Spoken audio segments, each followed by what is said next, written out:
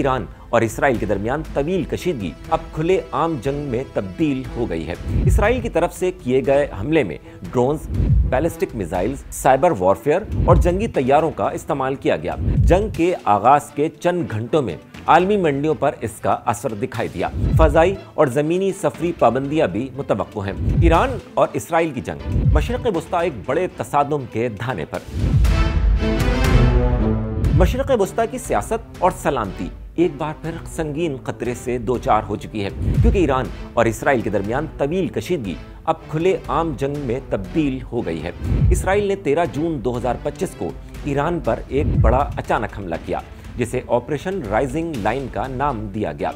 इस हमले का मकसद ईरान की न्यूक्लियर और अस्करी सलाहियत को कमजोर करना था।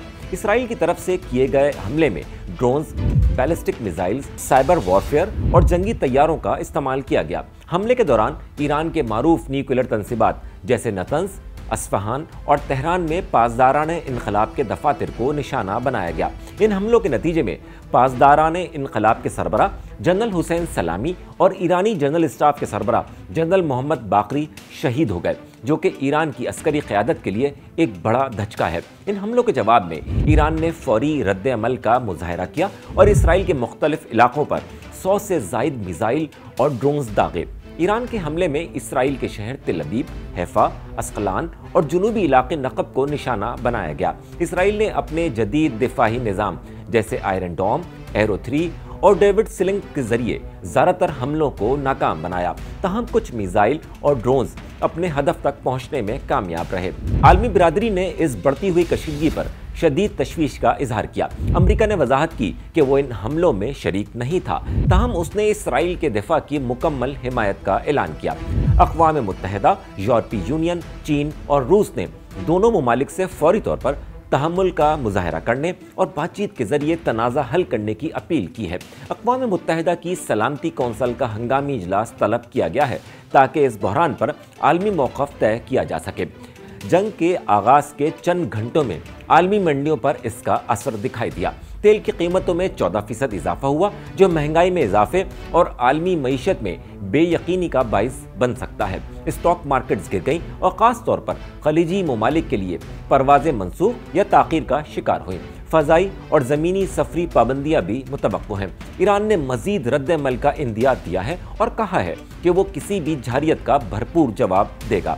इसराइल ने मुल्क भर में हाई अलर्ट जारी कर दिया है। स्कूल बंद कर दिए गए हैं और शहरियों को पनागाहों में रहने की हिदायत की गई है। अवाम में खौफ की फिजा है और बहुत से लोग अशिया ज़रूरिया जमा कर रहे हैं। ये पहला मौका है कि ईरान और इसराइल इस हद तक बराह रास्त जंगी तसादुम में उलझ चुके हैं। अगर ये कशीदगी मजीद बढ़ी तो मशरिक़ वस्ता की सलामती खतरे में पड़ सकती है और दुनिया को एक नए आलमी बहरान का सामना करना पड़ सकता है। दोनों ममालिक की न्यूक्लियर और अस्करी सलाहियतों को मद्देनज़र रखते हुए आलमी बिरादरी के लिए ये एक बड़ा इम्तिहान है कि वो बर वक्त मदाखलत करे और इस मुमकिना तबाही को रोके। ईरान और इसराइल में कशीदगी नई नहीं है। इसे समझने के लिए इन ममालिक के दरमियान ताल्लुकात को तारीख में जाकर देखना होगा। ईरान और इसराइल के सिफारती ताल्लुकात इब्तदा में खुशगवार थे, लेकिन ईरान में 1979 के इनकलाब के बाद ये ताल्लुकात यकसर बदल गए।